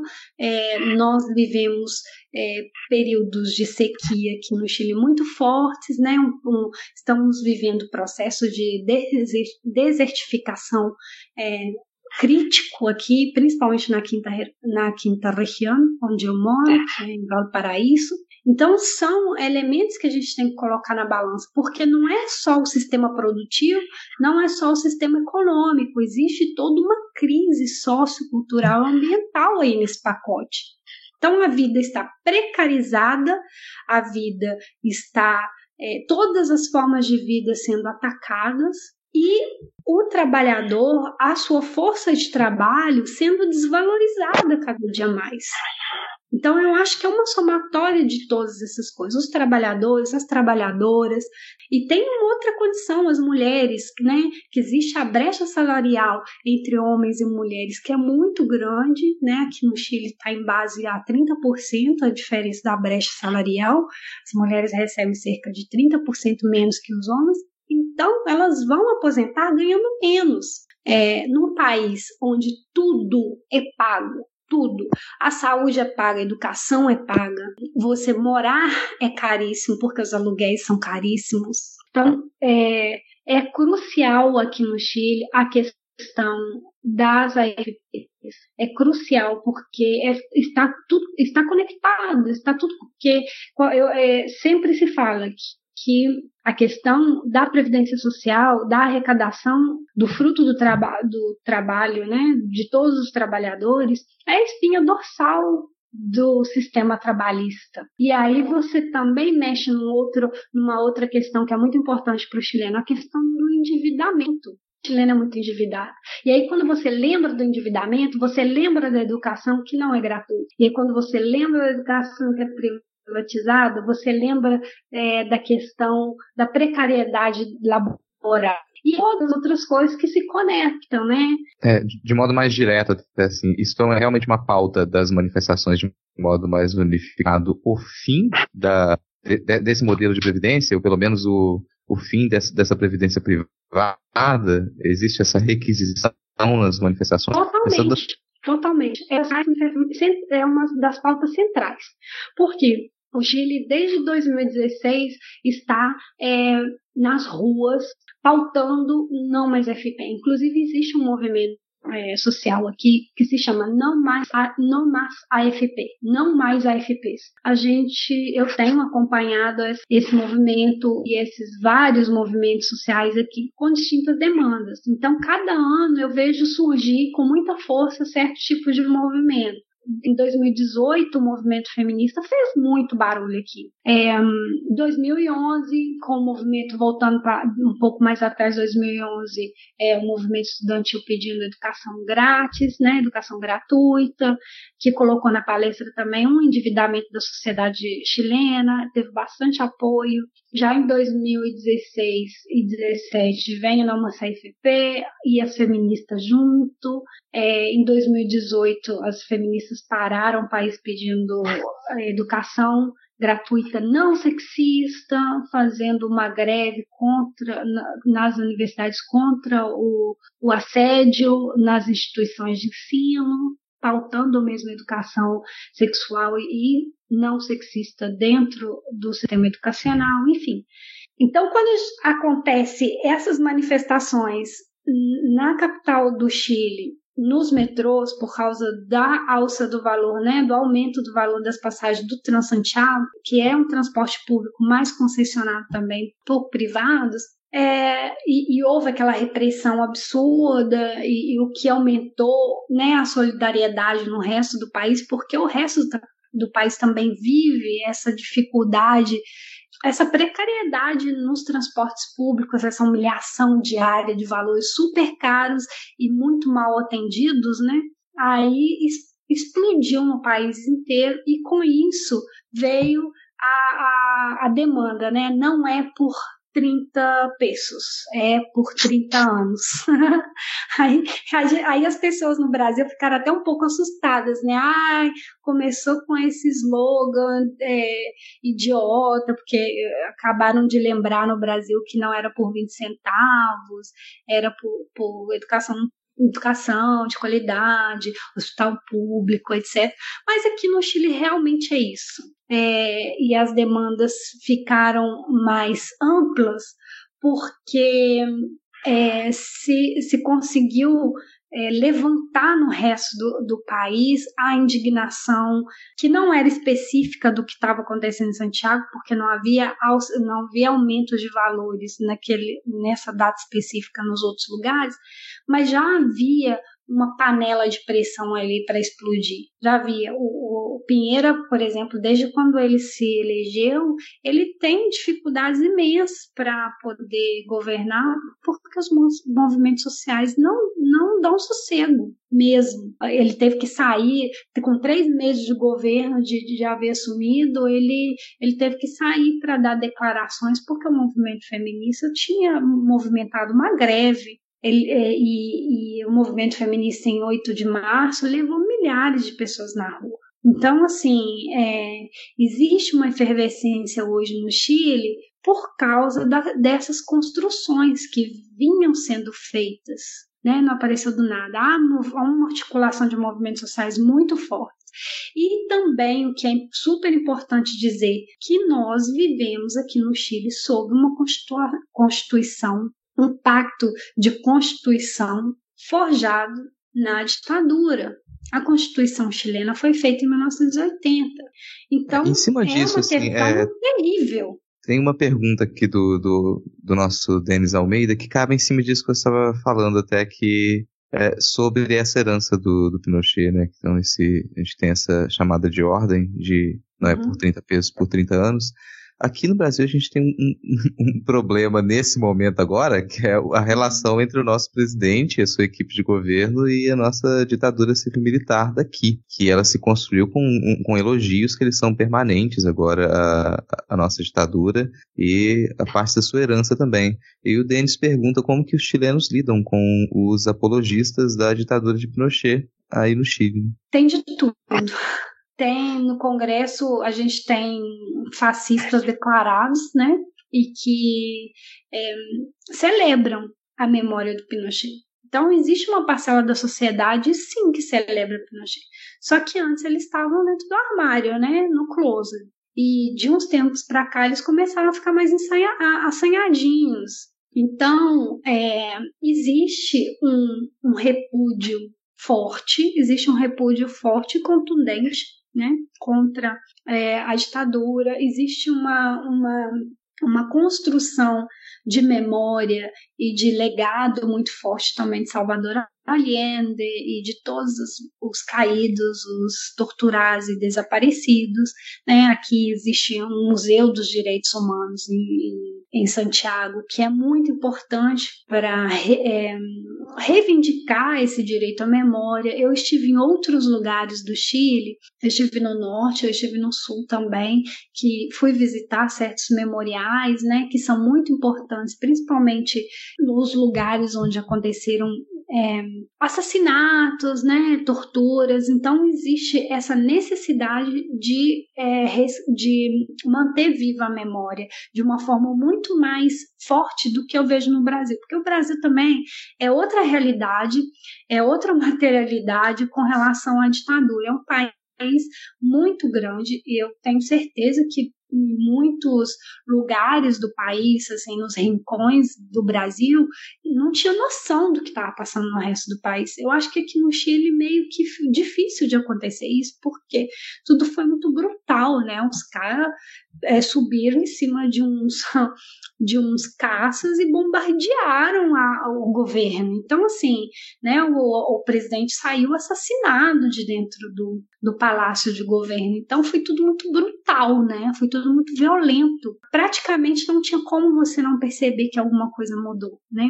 Pelo território, como as coisas aqui são distribuídas. Eu acho que aqui existe essa necessidade de se descolar do Pinochet até um certo ponto. Eu acho que o golpe mais duro pro Piñera hoje, com toda essa situação, é ele ser associado à imagem de ditador e ele ser associado ao Pinochet, porque ele demorou muito tempo para conseguir construir a sua imagem de empresário político como um democrata, como um de direita, mas democrático, né? Descolar a imagem dele do Pinochet. Hoje, ele não consegue isso mais.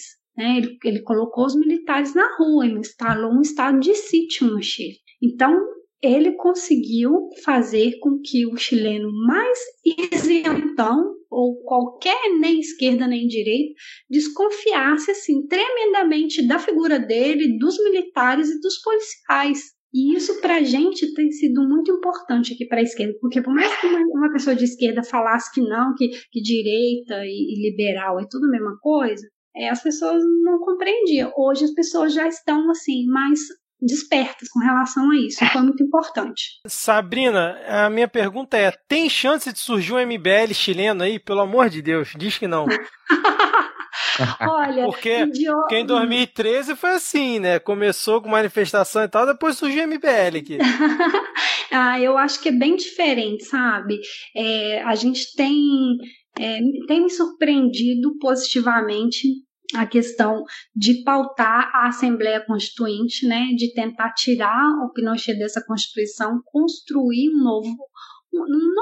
construir um pacto, porque o pacto que a gente tem hoje, ele é um pacto construído em cima de ditadura, né, então a gente tem que construir um pacto, um verdadeiro pacto onde se participe todos os setores da sociedade de forma democrática. Eu vou para a rua hoje e eu escuto gente, assim, famílias, pai, mãe, criança no carrinho, assim, com placas, né?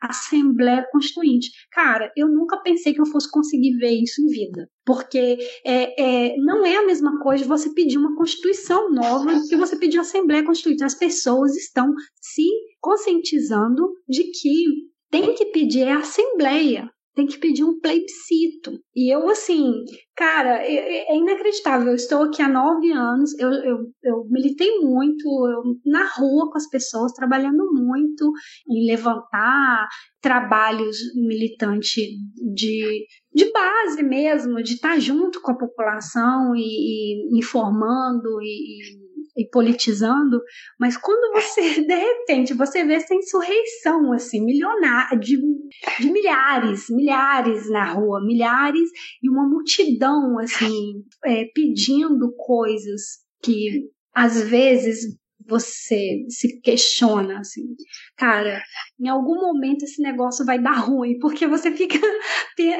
até meio traumatizado, né? Esse tanto de gente na rua. Será que a gente vai conseguir conduzir esse processo por uma coisa positiva, que a gente refunde esse país com direitos sociais? Às vezes eu tenho medo de que em algum momento essa direita que tem acesso a inteligência, né? A trabalho de inteligência, tem muito dinheiro, é dona dos meios de produção e dona dos canais de televisão. Então, dá medo de que em algum momento eles vão passar a perna na gente e encaminhar isso para algum outro lado. Mas eu tenho hoje um pouco de esperança em relação ao processo, porque eu tenho visto as demandas da esquerda na boca das pessoas. Só de ver a maioria das pessoas, além de levar a bandeira chilena, também carregando a bandeira mapuche, aí eu já fico mais tranquila. Eu fico assim um pouco mais esperançosa. Então, pelas fotos que eu vejo, pelas imagens que eu vejo em outros lugares e pela vivência que eu tenho aqui em Valparaíso, eu tenho tranquilidade de dizer que se eles conseguirem colocar um movimento aqui que articule essa questão do MBL, que é esse movimento orgânico muito plantado, né? Eles vão ter que fazer um trabalho árduo, porque obviamente tem despolitização, tem tudo que, né? Tem direito à reaça, obviamente que tem. Só que hoje é uma coisa bem marcante que aconteceu aqui no Chile, a descredibilização da polícia e do exército, que já vem carregando aí também nas suas costas uma acusação de corrupção, né? Porque 10% do cobre chileno vai para as Forças Armadas, 10% do que eles extraem do cobre aqui vai para financiar as Forças Armadas e eles não têm que prestar contas disso para a sociedade. Então, se descobriu uns 2 anos atrás, aí, mais ou menos, que se desviava dinheiro, né? Houve denúncias de corrupção e isso para o chileno é uma coisa muito forte, é muito assim, inadmissível. E a esquerda entra na briga também. A esquerda aqui, ela não faz como a esquerda brasileira, que é fazer pouco caso da questão da corrupção. A esquerda chilena, que é a esquerda radical hoje chilena, que é o Frente Amplio, né, que é uma coalizão de partidos políticos do qual eu faço parte, que fica fora dessa questão do envolvimento da esquerda tradicional, que também está envolvida em escândalos de corrupção, junto com a direita, etc. A nova esquerda que surgiu, ela está fora desse escândalo, então ela denuncia a corrupção. Ela não faz como a esquerda brasileira, que fala que a pauta da corrupção, a questão da ética, de envolver dinheiro com política, né, receber doações de político para a campanha, essa é uma questão fundamental para a gente, que não se recebe dinheiro de empresário. Então, com isso, a gente tem moral para denunciar as questões de corrupção. Então, ela entra junto com a discussão. Por isso que nós vamos marchar como Frente Amplo, nós vamos marchar com a bandeira dos nossos partidos, nós não somos expulsos da manifestação. Isso é um detalhe que diferencia bastante das manifestações aqui de 2013. Né? Fico feliz que não temos chance de ter um MBL no Chile aí, pelo amor de Deus. Né? Olha, eu não posso te garantir 100%, mas tudo indica que não, né? Pode ser de outro formato também, né? Que a gente ainda não conseguiu detectar. Pode não ser parecido, pode ter características diferentes. Mas, enquanto a isso, a gente está de olho. E é aquilo, é ficar junto com a população, que ela está exigindo. Sim, né? sim. Não se desvincular dela, né? Porque senão alguém vai coopta essa galera, né? Rodrigo, o que você ia perguntar naquela hora? Não sei se... Uma pergunta que ela vai um pouco mais longa, eu acho também, mas para conectar alguns pontos aqui. Nesse mês a gente teve manifestações no Equador também, contra também política neoliberal do Lenín Moreno, e ela foi encabeçada em grande parte por comunidades originárias. No Brasil isso é uma questão bem delicada no momento, porque as comunidades indígenas são das mais atacadas pelo governo Bolsonaro. E também a imagem que mais circulou pra gente das manifestações aqui no Chile, uma imagem muito bonita, é com a bandeira mapuche bem no alto, assim. em cima de movimentos. Você está comentando antes aqui, falou também no Anticast sobre a Frente Ampla. Eu queria perguntar primeiro, dentro dessa pergunta, sobre como está a representação dos movimentos de comunidades originárias dentro da Frente Ampla, e também se há algum risco de acontecer algo que parece agora que se encaminha a partir das manifestações no Equador. Depois das manifestações já começaram a surgir acordos. Abre-se mão de um lado no governo neoliberal do Equador, mas você começa a construir alguns acordos com essas organizações que puxaram as manifestações. Existe a possibilidade de que as manifestações no Chile elas caminhem para esse sentido de um acordo de manutenção desse status quo? E a primeira pergunta, né, era sobre a representação das comunidades originárias dentro da Frente Ampla. Então, nós, como Frente Ampla, somos um conglomerado, né, de partidos, para que as pessoas que estão escutando entendam aí, para superar a dicotomia do bipartidarismo chileno, né, que é a Nova Maioria versus Chile Vamos. Nova Maioria seria a esquerda institucional, Chile Vamos ao conglomerado de direita. Então, somos partidos e movimentos sociais. Então, dentro desses partidos e desses movimentos sociais que compõem a Frente Ampla, existem de tudo. Existem feministas, existem ecossocialistas, o Partido Pirata também está dentro, existem movimentos pró-vivenda digna. Então, você, dentro desses movimentos, você vai encontrar pessoas que defendem a questão Mapuche dentro das suas várias etnias que existem. Você vai encontrar também mulheres que reivindicam a sua identidade de povo originário chileno, mas a questão da representatividade política, ela, lamentavelmente, ainda é quase nula. Primeiro que a comunidade Mapuche, a comunidade Wamapu, ela é muito criminalizada no Chile. Ela sofre o território Wamapu sofre uma invasão militarista.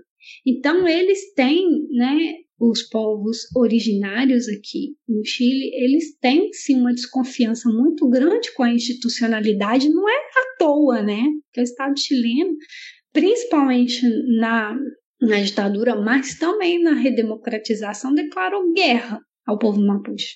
Então, assim, há uma dívida histórica, obviamente, né, colonialista no Chile com relação aos povos originários, mas também o período do que se chama democracia aqui no Chile. Então, nesse sentido, é essa dívida que o Frente Amplo, dentro da institucionalidade, busca subsanar. Agora, é uma luta que a gente está travando. Por isso que a questão de todas as demandas que se pede hoje dentro desse movimento que começou com uma reivindicação do aumento da tarifa e hoje já virou uma coisa muito ampla de todas as mazelas que os cidadãos chilenos, trabalhadoras chilenos vivem nesse país, pelo menos 50 anos, chegou-se à conclusão que todas essas demandas elas só podem tentar superar se a gente coloca um novo pacto social, um pacto social democrático. Por isso que eu acho que a bandeira Mapuche, a bandeira dos povos originários chilenos, é tão emblemático que seja a referência e o símbolo dessas manifestações.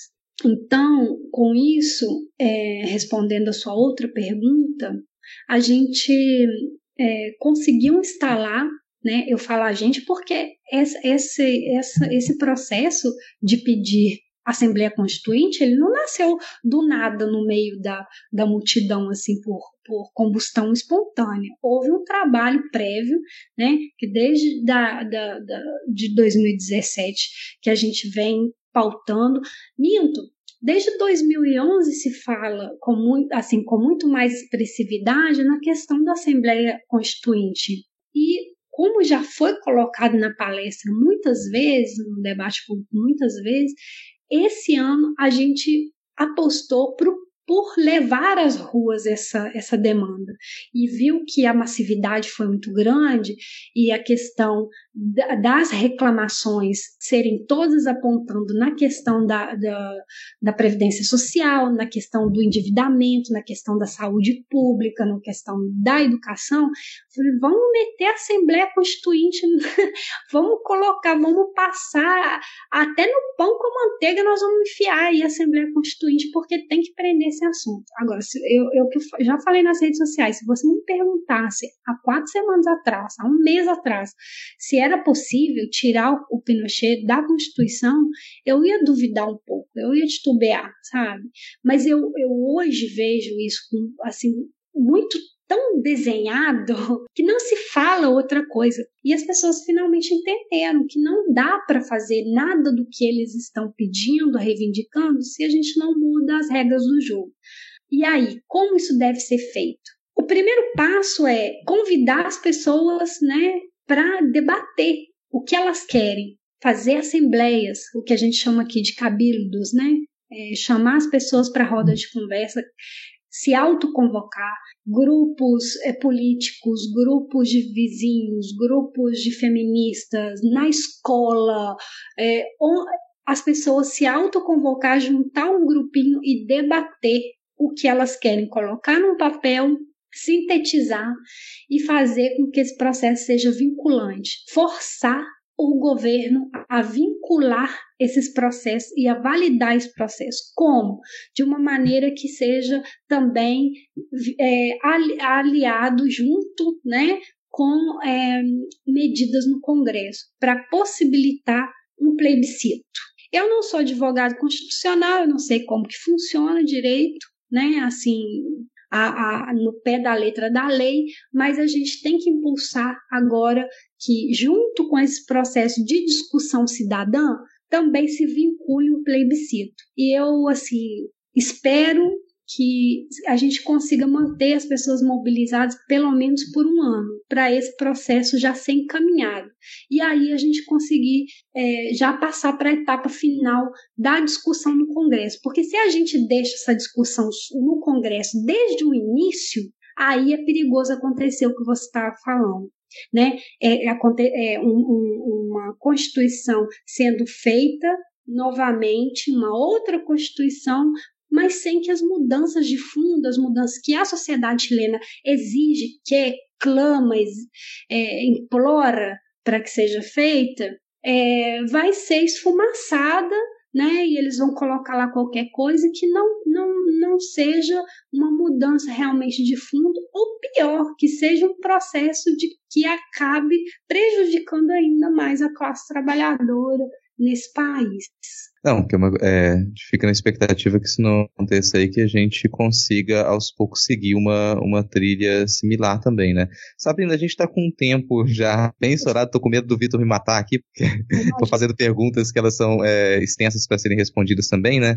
Para puxar uma pergunta final aqui, não sei se o Diego, você quer fazer uma pergunta final pra gente fechar esse ponto? Eu queria, já puxando um pouco aqui para comparação com o Brasil, eu queria perguntar da Sabrina o que ela tem para dizer pro o jovem eleitor do Partido Novo, que já está dizendo que o Chile só está acontecendo isso porque nunca foi liberal de verdade, porque não implantou o liberalismo da maneira correta. O que você tem para dizer para essa pessoa? Olha, essa pessoa toma vergonha na cara, porque sempre que eles pegam um exemplo para chamar de seu e para exaltar, quando dá ruim, eles metem essa historinha. Então, dessa vez, eles foram pegos no flagra, porque, né, estamos em época de internet, toda vez que algum liberalzinho de merda elogia o Chile, a gente tem um print, porque aqui a gente funciona com print. Com esse lembrete aí de que todo liberalzinho, na verdade, é um liberalzinho de merda, precisa desse acréscimo, antes que o nosso apresentador e editor nos demissão do programa, acho que a gente pode já fechar esse ponto, que ficou um esclarecimento muito detalhado pra gente, assim, que é fundamental aqui. A gente fica distante do que acontece na maioria dos países da América Latina, embora o Brasil ele faça parte desse continente, ele costuma se recusar a admitir isso, então a gente precisa considerar essas informações até para ter uma perspectiva do que vai acontecer aqui e de como a gente consegue reagir também, né? fechando agora esse ponto, então, do bloco do que todo mundo acha chato, um dos mais construtivos também que a gente já teve aqui no programa, na minha nada humilde opinião. Sem dúvida. Sem dúvida. Vou puxar aqui agora pra gente o último bloco. Não sei se vocês prepararam alguma coisa. A gente vai para as dicas culturais. Rodrigo, então já emenda aí, cara. Você já tá como apresentador. Eu fico até constrangido nessa dica cultural, porque só eu que encho esse negócio de dica cultural aqui, né? Vamos dar cultura pra esse povo, gente. Tô botando a minha aqui. Coloca a sua aí. Normalmente aqui nas dicas culturais eu sempre trago um podcast, né? O podcast que eu trouxe dessa vez é um podcast de ciência, que é um projeto, na verdade, mais extenso, que é o Missão Exoplaneta. Missão Exoplaneta da Júlia Brasolin, que é lá do podcast Terapeuta também. Esse projeto, ele além do aplicativo para que você possa aprender um pouco mais sobre astronomia, tem um podcast também em que se comenta de modo mais detalhado, mais informal também, sobre algumas questões e descobertas voltadas para astronomia. Então fica linkado aqui nas dicas culturais. Minha segunda dica cultural, não exatamente uma dica cultural, mas é uma divulgação, são duas divulgações aqui. A primeira é da Revista do Colóquio, que é a revista que eu edito, junto com a Fabiana Pedroni, que é lá do Não Pode Tocar também. A revista é o periódico do Programa de Pós-Graduação em Arte da Universidade Federal do Espírito Santo. A gente está com chamada aberta para o nosso número 17, olha, o número sintomático. 17? Isso, que vai ser lançado em dezembro. A gente está com chamada aberta com uma temática com o título Permanências, Insistências e Resistências, Marcas, Formas e Fantasmas. A revista é do Programa de Pós-Graduação em Artes, mas certamente a gente recebe textos que eles são ligados à arte e cultura de outras áreas também. Então fica aí a divulgação. Se você tem artigos, relatos de experiência, ensaios, possam ser submetidos para compor esse novo número da revista, vai ficar aberto. Eu vou prorrogar agora a chamada, estava até dia 31 de outubro, vou prorrogar até dia 10 de novembro, então até dia 10 de novembro você pode acessar o site do periódicos.ufes.br/colartes, que é a página da Revista do Colóquio, para submeter o seu trabalho de pesquisa. E última divulgação, que é fundamental para a podosfera, é a Pod Pesquisa 2019, que ela está aberta para preenchimento de ouvintes. Então, se você que é ouvinte aí de podcast frequente, ou é novo ouvinte, ainda não conhece a Pod Pesquisa, é uma coleta de dados para a gente conhecer melhor a podosfera, conhecer os caminhos que tem seguido nesse eterno ano do podcast no Brasil. Vai ficar o link na descrição do episódio. Com 10 minutinhos do seu tempo, você enriquece a nossa perspectiva com dados. Isso aí fecha as minhas dicas de hoje. Foi excelente você ter citado a Pod Pesquisa, porque realmente é muito importante aqui pra gente, cara. Agora, esse seu jabá da revista do Colóquio foi maravilhosa, cara. Não sabia que você tava aí como editor de revista, cara. Pô, você fica escondendo essas coisas da gente, cara. Cara, como o Diego fala, cara, professor quando vai pra sala de aula é pra descansar. As outras coisas que a gente faz é que dá trabalho mesmo. Deixa eu dar minha indicação aqui rapidinho. Vou na onda do Rodrigo de indicar podcast. Eu queria indicar a minissérie que foi lançada essa semana pelo pessoal do Mundo Freak, que é o Relatos de um Oficial de Resgate. Já saíram 3 episódios essa semana. Eu já escutei o primeiro, ainda não escutei o segundo e terceiro. Tá maravilhoso. Pelo primeiro episódio, acredito que os seguintes também estejam excelentes. Então fica aqui a minha recomendação. Excelente trabalho lá do pessoal do Mundo Freak. Diego, tem alguma indicação aí? Tenho não, cara, porque quando eu começo a assistir uma coisa eu fico obcecado e eu tô desde a semana passada só assistindo Pesadelo na Cozinha em todos os países possíveis. Então beleza, cara. Então permanece a dica da semana passada, né? Assistam Pesadelo na Cozinha, né? Maravilha. Sabrina, caso você tenha alguma indicação, que esse é o espaço. Se você também não tiver nenhuma, não tiver preparado nada, também pode ficar à vontade, não tem problema não, tá? Não preparei nada, eu só queria indicar para as pessoas documentários sobre o Chile, né? E também artistas chilenos, artistas latino-americanos, para a gente se conectar aí com essa latinidade que o Brasil às vezes renega tanto, né? Certos setores renegam tanto. Só queria reforçar que a gente deve descobrir mais esse lado e nos conectar, porque eu tenho eu sou uma pessoa muito realista, mas eu ando assim abrindo um pouco da minha perspectiva muito materialista, abrindo mais esses horizontes para tentar me permitir receber um pouco mais de mística, de pensamentos e me permitir sentir um pouco de esperança também. Então, eu acho que essas poesias e documentários e artes latino-americana é uma boa dica pedida para fazer a gente se inspirar um pouco nesses tempos que estão ruins, mas para a gente aspirar coisas melhores. Que tempos melhores. Maravilhoso. Excelente, excelente. Nada de ficar batendo continência para a bandeira americana, né, cara? Então, beleza. Sabrina, queria agradecer demais a sua participação aqui hoje, inclusive por você ter topado cantar na abertura com a gente. Realmente Mas aqui fica aqui o nosso imenso agradecimento. Foi, assim, muito instrutivo e, assim, foi maravilhoso, assim, principalmente essa última parte. Foi uma aula, né, cara? Assim, foi uma aula, exatamente. Que válida a gente ter ganhado uma aula hoje. Que isso. Exatamente. Eu que agradeço a vocês pela oportunidade, oferecer o espaço para a gente poder se conectar também, né? Eu estou aqui, eu venho mostrar a minha vivência, né? Como diz a Sabrina Fernandes, a vivência de militante, né? Não só uma pessoa que está relatando de fora, mas que vive mesmo no dia a dia aqui, e também fazer com que as pessoas abram um pouco a mente com relação a esses estereótipos que se tem do Chile, que também acontece aqui dos chilenos, os estereótipos que os chilenos têm do Brasil. Então, eu acho que esse tipo de instância aqui é que faz com que a gente consiga romper com esses modelos, né, que passam pra gente com publicidade economicista pra caramba, e a gente vê que somos trabalhadores todos explorados, oprimidos, e que a gente tem mais que botar pra fuder mesmo. Essa é a mensagem que a gente gosta. Sigam Sabrina Aquino no Twitter. Ai, meu Deus. Exatamente, exatamente. Gente, o perfil dela vai estar na descrição aqui do episódio, né? Mas se você quiser falar aí, Sabrina, também, para o ouvinte já começar a seguir, qual é o seu perfil aí no Twitter? Olha, no Twitter eu estou como Sabrina N. Aquino, Sabrina Aquino. Maravilhoso. Aquino.